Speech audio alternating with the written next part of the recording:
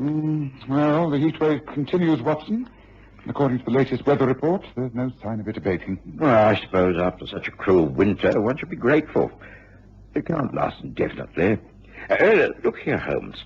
I have a young fellow working with me. He can take over my practice for a few days. Why don't we get out of London? Get out? Yes. The heat in the centre of the city is insupportable. Let's hire ourselves a pony and trap, pack a few things in a rucksack, and take to the open road. Stay at inns wherever we like, walk, swim, fish. Well, just relax and enjoy the sunshine. We both need to get away, and this is an ideal time. What do you say?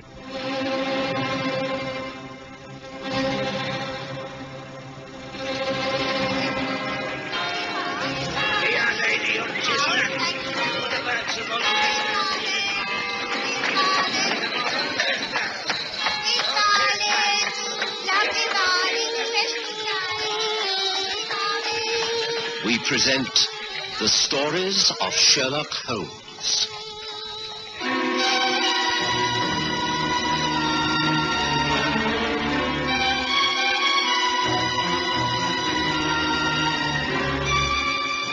Tonight, David Rensburg's will.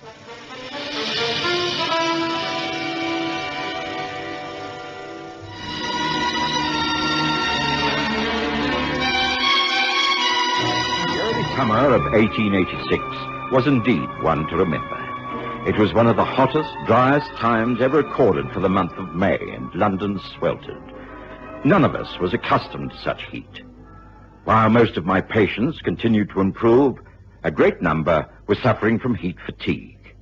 Of course, the trains to the seaside towns were crowded, but it seemed to me that the quiet peace of the open English countryside held out the best promise of relief.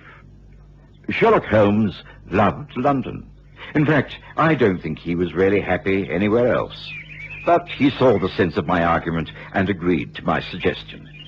It was easy for me to hire a pony and carriage from the hostelry in Bickenhall Street, and so off we went. Our plan was to simply follow the country lanes through Hertford and Buckinghamshire. Now, you must admit, Holmes, that this is a splendid idea. Just look around. Wild roses are already out on the hedges. Birds are singing. The wild grasses shimmering on the banks each side of us. It's not a cloud in the sky. It is, of course, very beautiful. It's downside better than those pea-soup fogs and the bitter cold of a few months ago. Thank goodness all is peaceful here. I don't know about you, but I'm getting quite an appetite. Well, surely we must come across a country inn very soon. Well, according to this map, we're some miles from a village called Little Sutton in the Wold. Well, that may be it down there. What a view. Shall we stop for a few minutes, Holmes? I could do with a breather. Oh, very well. I'll take the reins later. There. Whoa, go. Oh, let's get down and stretch our legs. Well, certainly a great sight. An undulating patchwork of different-colored fields stretching as far as the eye can see. Ah, golden corn and sweetest breeze bring peace and quiet to an English heart. You wax very poetic this morning, Watson. I appreciate the tranquility of all that lies before us, but I do confess that to live amongst all this for very long would become unsatisfying. One needs mental stimulation. Oh, I should have thought you'd had enough of that to last a lifetime. And thank goodness we've escaped from crime and violence, at least for a short while. Personally, I've seen so much pain and suffering that I could cheerfully... Some travellers are in a hurry. The road is quite narrow. It's got to be pulled off to the side. What was that? Please, the driver's lost control. Get me to that horse.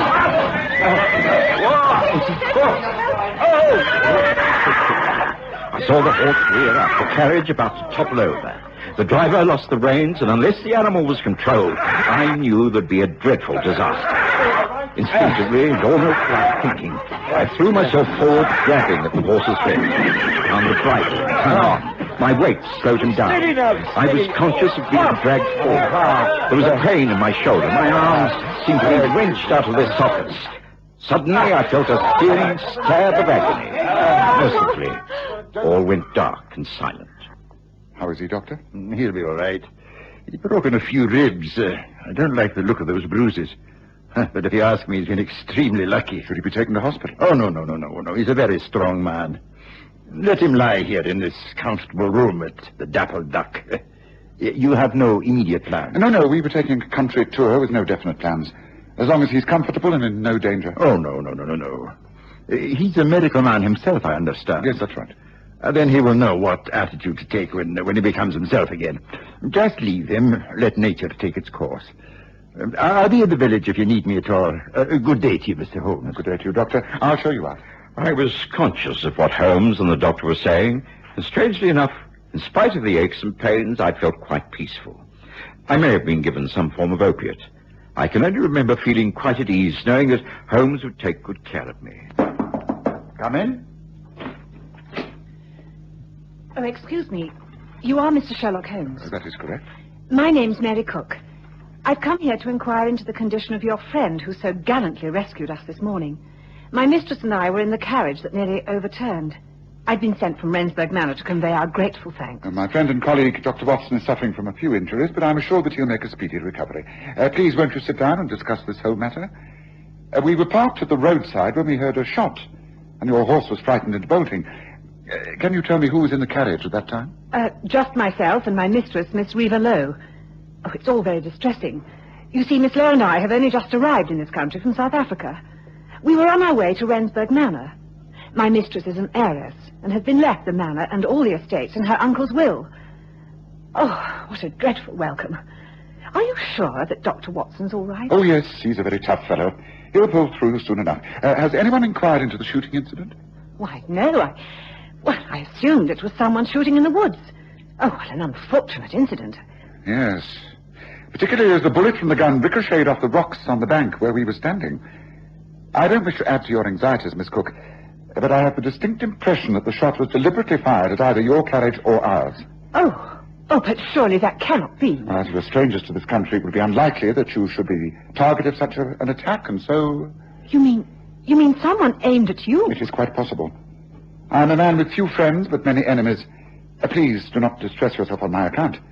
If this was not an accident, you may be sure I shall find out the true cause of it all. Well, thank you for calling, Miss Cook. Convey my respects to your mistress, and assure her that all is well. Good day to you. Within a couple of days, I was feeling more myself again. I'd managed to bandage up my chest to give support to my injured rib cage, but the comfort it gave me was offset by the heat it generated. However, I made progress. There was a goodwill note and a bowl of fruit from the ladies up at the manor, and an invitation to call upon them whenever I was able. For most of the time, I sat in the small back garden of the Dappled Duck Inn under the shade of the large oak tree. Sherlock Holmes disappeared for hours at a time. I was surprised, as he seemed cheerful and enjoying himself no end. Then, on the third day, he suggested a quiet drive up to Rensburg Manor. The mistress of the house, Reva Lowe, received us graciously. Oh, Mr. Holmes, Dr. Watson, how good of you to call. We've been so anxious about you, Doctor. Are you recovering from the accident? Yes, I shall be myself again quite shortly. There's nothing to give concern. Well, I think you're a very brave man, and we are much in your debt. May I introduce you? This is Harley Albright, our family lawyer. How do you do? Little Newman, the squire of Little Sutton. Mr. Robert Higgins. How do you do? Mary Cook, my companion in the carriage, you already know. She's just as grateful to you as I am. Mary, have we sherry and biscuits to offer our guests? Yes, they're there on the side table. Oh, thank you. Mr. Albright, I wonder if you'd be so kind. But yes, of course. Allow me. I do trust that things will settle down for you now, Miss Lowe. You have inherited these estates, I understand. Under the terms of Uncle David's will, yes. I must say I don't understand it very clearly. In these matters, I am totally in the hands of lawyers. Well, as squire, I can state most definitely that you couldn't be better represented. Albright has handled my affairs with great skill for many years. Yeah, mine too. Not that a hard-worked farmer like myself has a great deal to handle. I've enough to do trying to make the land pay for itself. I'm sure you manage admirably, Mr. Higgins. If the farmlands about here belong to you, then you've something to be proud of. I've never seen such a green land. Thank you, Miss Cook. I'd like to show you around them sometime, but I think we'd do better to start by calling each other by our Christian names, don't you? Should we not take our refreshments into the garden? It's still so dreadfully hot. There are shady umbrellas under the trees. Can you manage, Dr. Watson? Oh, yes, quite easily, thank you. Allow me to help you, Doctor. And I, too, if I can be of any assistance. I'll be getting back shortly. How about you, Albright? Oh, yes. I have a great deal to do. Perhaps a few minutes in the garden, then back to work. Papers to prepare, you know. Well, that leaves us together, Miss Lowe. I understand you come from South Africa. A most fascinating land. What part do you come from? The Cape? Natal? Natal. My family were amongst the early settlers. This is the first time I've been to England, actually. There's such a contrast. That was a most agreeable visit, Holmes. I think Viva Lowe and her maid companion are delightful. The Squire and Robert Higgins, too, very pleasant. A happy community. Pity we can't stay longer. But I'm quite able to travel. No, Watson. Huh? I said no. You are incapable of enjoying a further holiday and reluctant to return to the heat of the city. I suggest we stay where we are. Holmes, there's more to this than meets the eye. Now, just what are you up to? Why do you really wish to remain here in Little Sutton? I wish to remain, Watson, because I know all is not happy.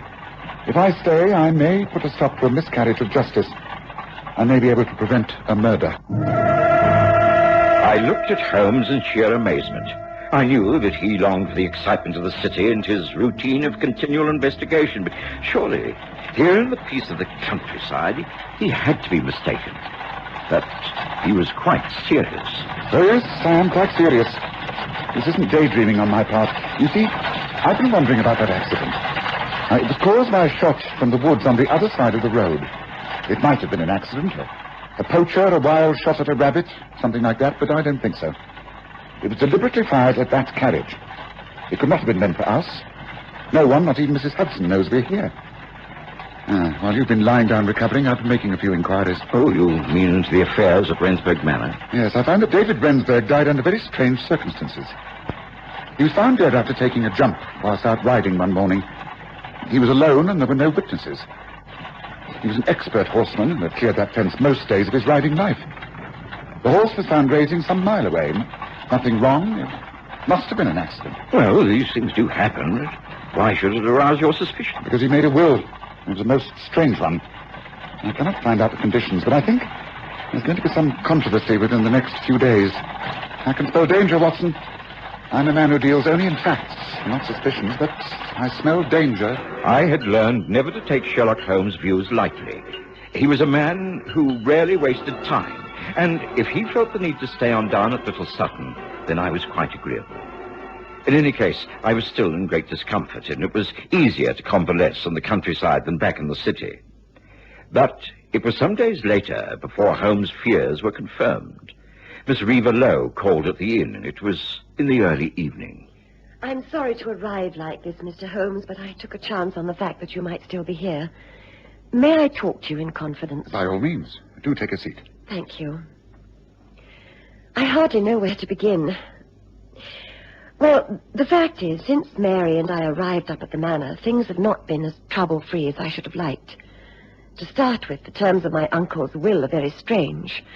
They require that I shall stay at the manor for a whole year before the estates are legally mine. Well, these things often take some time, but a year is rather unusual. Yes, particularly because after that year I shall be required to prove my identity as being sound of mind and body. Extraordinary. May I ask if there are any other clauses in the will? Should you not fulfill the conditions, who would stand to benefit? That's the curious thing. No one else. I am the only relative, and so why all these strange conditions? Yes. Well, if it's all legally drawn up, I don't see what can be done about it. Neither do I. But that isn't all that's bothering me. The fact is... I don't wish to be over-fanciful, but I have a feeling that it's a very unlucky house. In what way? Well, to start with, there was the accident with the carriage before I even arrived at the manor. And then, since then, several things have happened, even in this short time. The other day, Mary and I were out relaxing on the terrace, enjoying the sunshine. Oh, isn't this heavenly? So beautifully cool under the trees. Yes, it's lovely. Oh, it's too hot for tea, don't you think? What about iced lemonade? There's some waiting. Oh, look, it's Sandy, your uncle's old tomcat. Sandy? I wonder if he misses his master. Doesn't appear to. I don't think Uncle David liked cats very much. He must have been much more of a dog man. Let's give Sandy a saucer of milk. He Feeling thirsty, Sandy? I'd like some lemonade, please. There we are, Sandy. That's There you nice, are. huh? Well, what are the rest of your plans for today? Mr. Albright is preparing some papers for signing. He should be here any moment. Then the Squire and Robert are coming for luncheon. Incidentally, I think Robert is becoming very attached to you. He talks of nothing else. You must be imagining. What is the matter? What's the matter with Sandy? Sandy? He seems to be having some sort of fit. Oh, I think... No. Oh, he's lying so still now. I think he's dead. Oh, no. Of course, Sandy was a very old cat. He hadn't been well, and we were told that he was subject to fits, but the incident was upsetting.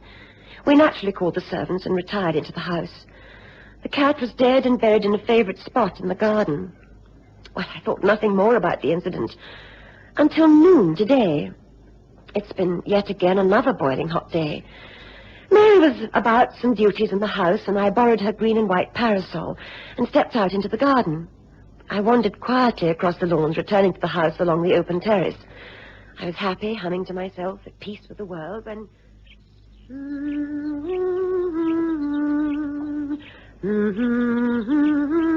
Mary! Mary! Is that you up there?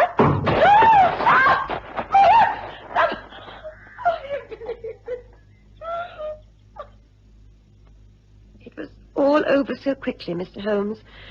I was on the terrace when I thought I heard a sound from above. I looked up at the veranda, and then one of the heavy flower pots containing pink geraniums crashed down towards me. I just had time to jump aside before it broke into pieces on the tiles. There is no doubt that I could have been killed if I'd not moved quickly. And this is the latest accident? Yes, but now I am sure they're not accidents. There is someone trying to cause me bodily harm. Yes, indeed. You or another? I beg your pardon? No, it's nothing. I do agree with you, Miss Lowe. I think you have cause for alarm. In fact, I'm sure there is a vicious plot afoot up at the manor. With your kind permission, I should like free access to the house at all times, day and night. By all means. I have spare keys. But first tell me, the cat that died, did anyone think of examining the milk on that milk tray? No. You mean you think it could have been poisoned? Almost certainly. Tell me, who was in the house at the time? Just the servants. We had guests to lunch, the Squire and Robert Higgins, both of whom you've met. You find both men agreeable company? Did they pay you much attention? Yes. I think they were both Uncle's friends, and they're doing their best to make us feel at home. The Squire is most attentive towards me, and Robert is more than anxious to look after Mary. In fact, he seems quite infatuated with her. He does? Oh, that's very interesting. Well, let me gather a few things together and find out if Watson is agreeable to taking a trip to the manor. You have transport? Yes, thank you. I have a cab. Thank you, Mr. Holmes. I need hardly tell you that I'd be most grateful if you'd keep this conversation to yourself. I don't want the others to know of my suspicions. Can it remain a secret between us? Of course, but I think it's very important for us not to deceive each other. I'm a well-known detective, and I shall find out the truth sooner or later, and so... So? So why don't you stop all this deception and tell me the whole truth, here and now?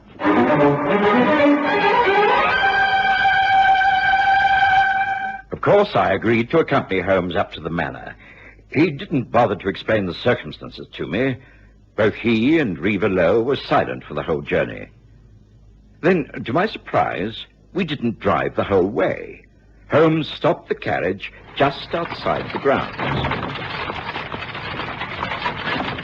Now, this will do nicely, thank you. Will you get off here, Watson? Oh, all right, if you say so. Here, Mr. Holmes. I think you'll need these keys. They are to the whole house. The largest one is it's the old side entrance. That'll be the safest way in. Oh, thank you. Remember all I have said, and good luck. Thank you. I shall remember. Come on, boy. Come on.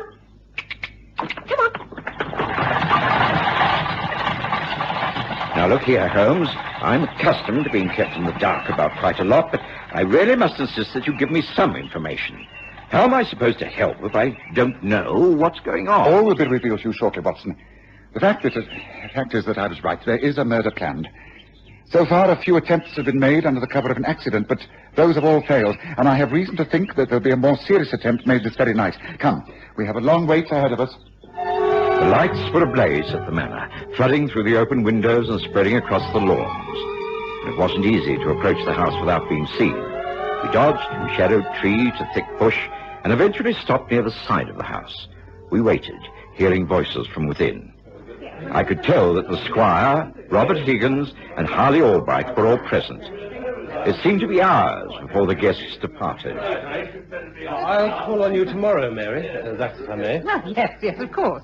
Good night, Squire Newman. Good night. Good night. Come on, dear, let's lock up and good night. Let's go to bed now. I'm really very exhausted. It's the heat, I think. Oh, it'll be difficult to sleep tonight, even with the windows wide open.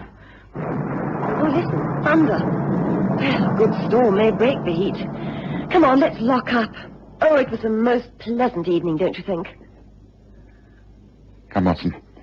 The time has come to take up our positions. We enter by the side door and climb the servants' stairs to the bedrooms. Then I'm afraid it'll be yet another long wait. Come.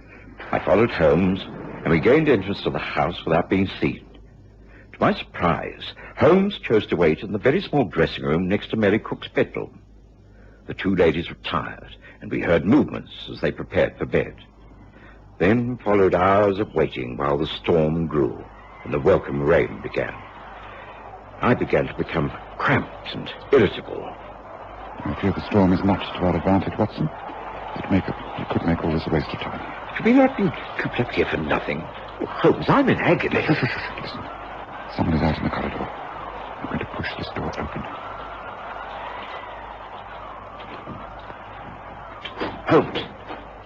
Holmes, this is Mary Cook's bedroom. Surely if there's danger, we should be guarding Reva Lowe. Shh, quiet.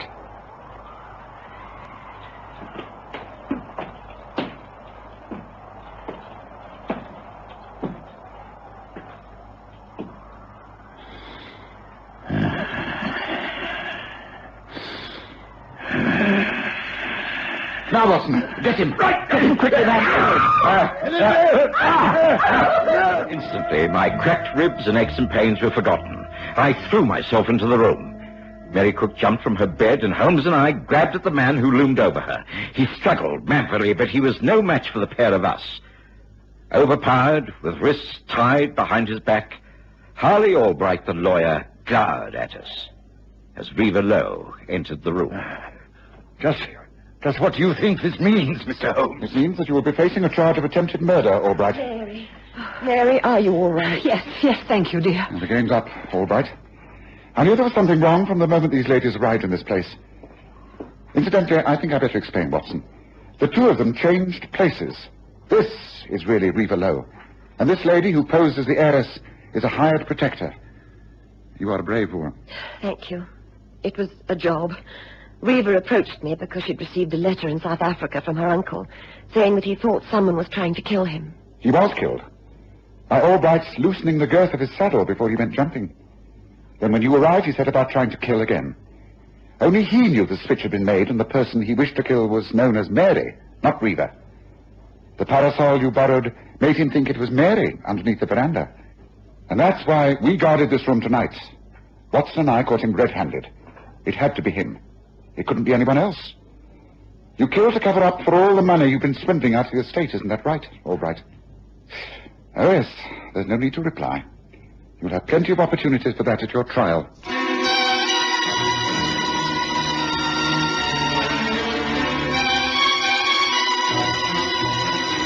Listen again next Sunday to The Stories of Sherlock Holmes, with Graham Armitage as Holmes and Kerry Jordan as Dr. Watson.